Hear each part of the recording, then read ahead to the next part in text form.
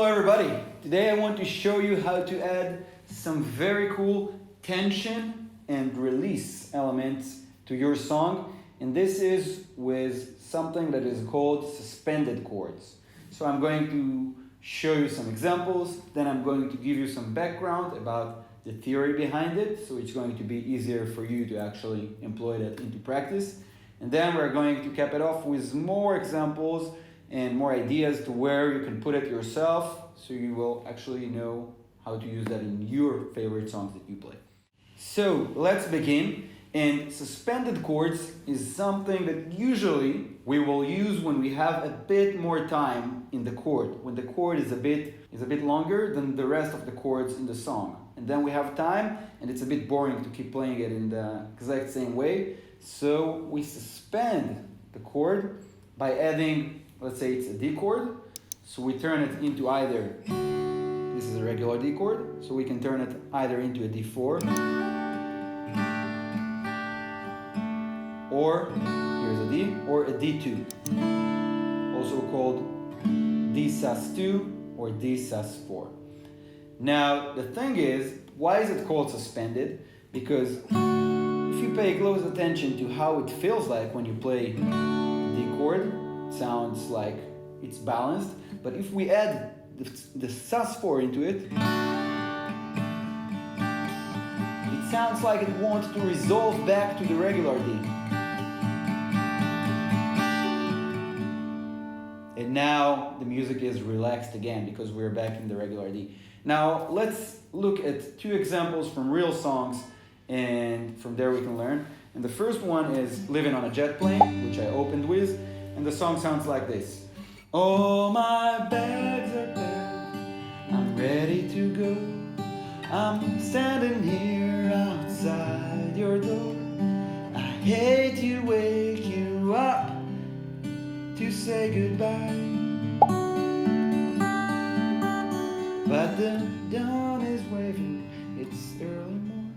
So this is the most classic place of using a suspended chord, on the end of a verse or on the end of a chorus, right before the next part, and when that chord is getting longer.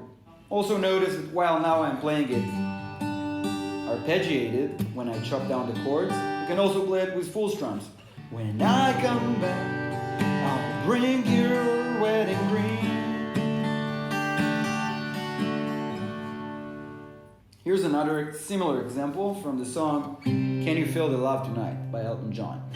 An enchanted moment, and it sees me through. It's enough for this restless warrior just to be with, here it goes, you.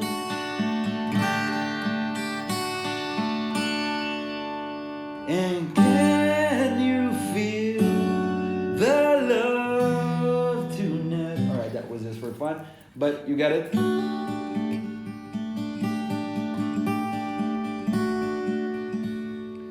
Alright, and up until now I just showed you the D sus4, because the sus4 usually has a more pronounced suspended sound than the 2. But we can also play around with the 2, and this is how a D sus2 looks like. It's also called a D2. And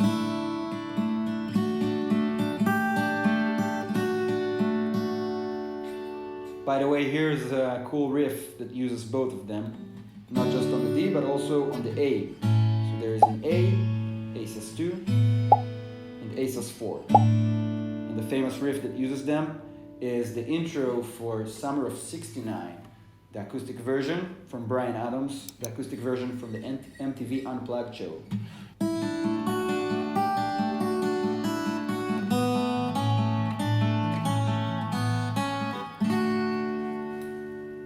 Something very important to note here is that many times you will look at chord charts, and then even on songs that perhaps in the original version the guitarist plays a suspended chord, sometimes it will not be noted. You won't actually see it in the chord charts. And on those songs you can obviously edit. But my point here is that you don't need to wait to see it in the chord chart in order to do it. Once you know, you play around with a couple of examples that I give you, I'm sure that you're going to naturally start being able and edit by yourself on your own initiative.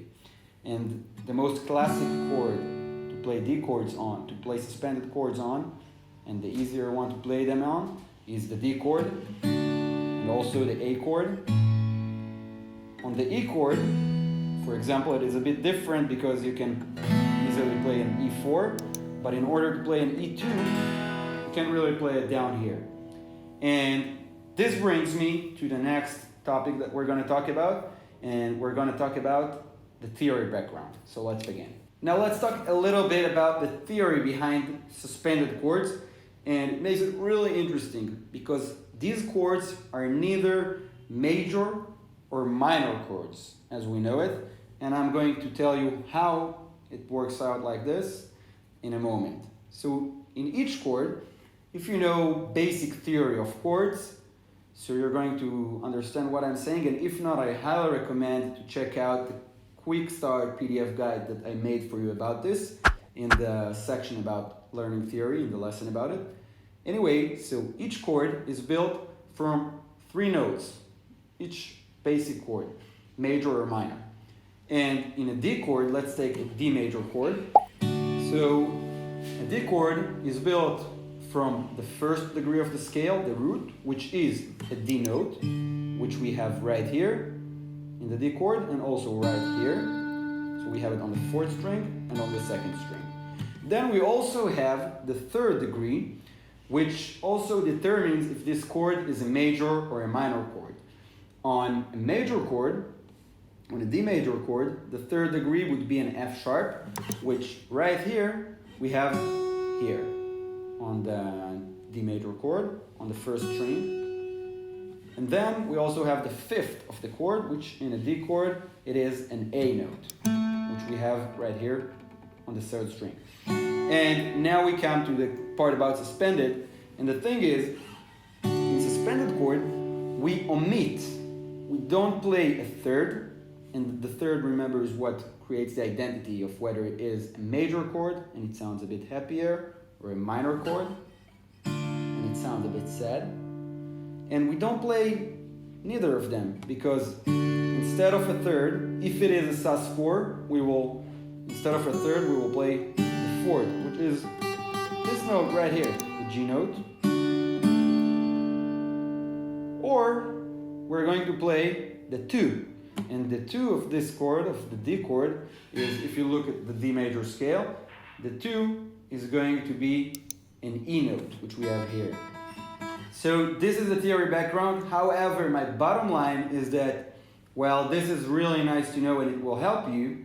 You don't need to be a master of it in order to use those chords today in your songs. Just open up the sus chord sheets that I have for you. Sus, again, short for suspended. And look for chords there. Look how you play, for example, a C suspended chord.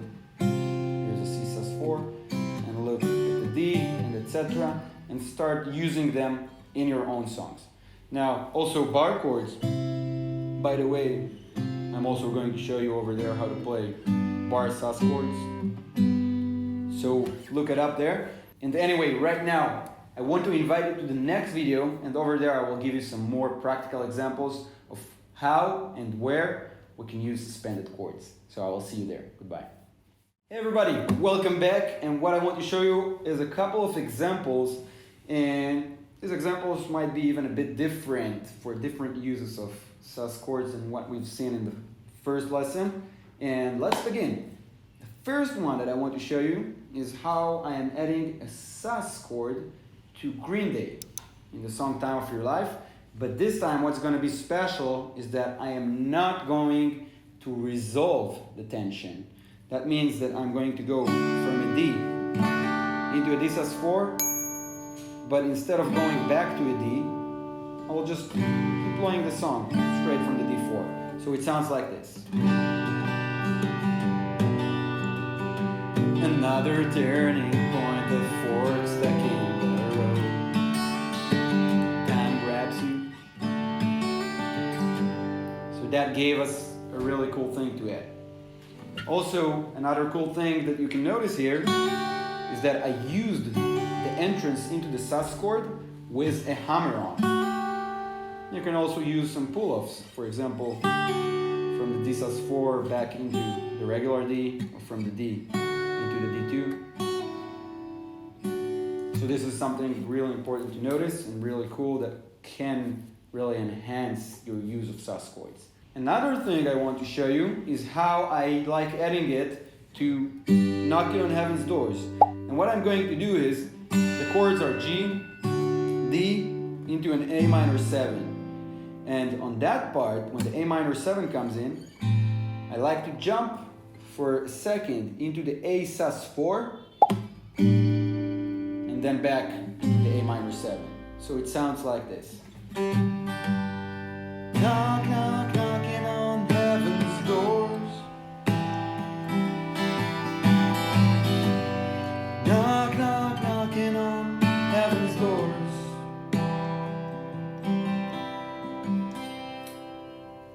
A really cool way of practicing the A sus4 form, and you can also do an A sus2 here. Let's do it with an A sus2. Knock, knock, knocking on heaven's doors.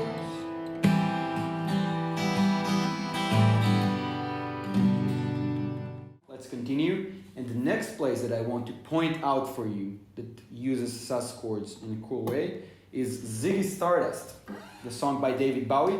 And over there, uses a D sus4 chord as a riff. It's not really a chord that he actually uses, it's more of a riff. And it goes like this, I'm sure you know it.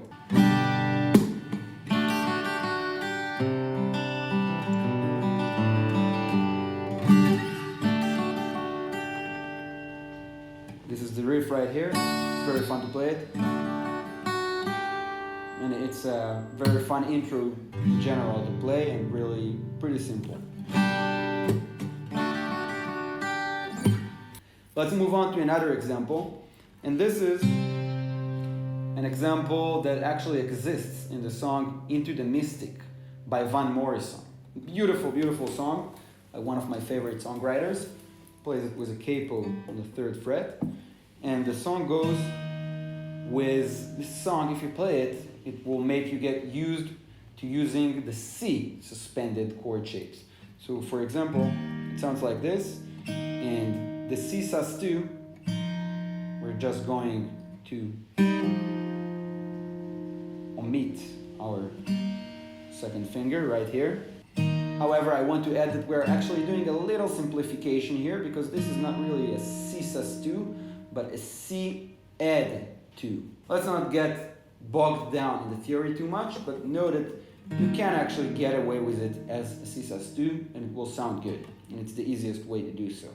And it sounds like this. We are actually going to make a hammer-on from the D sus2 into the regular C, and then we're going to create a little riff right here.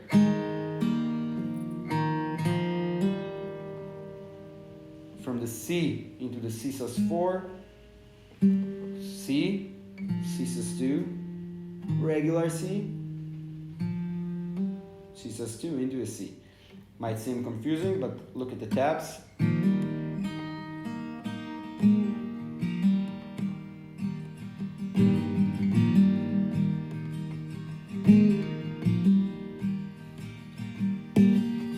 We were born before the wind,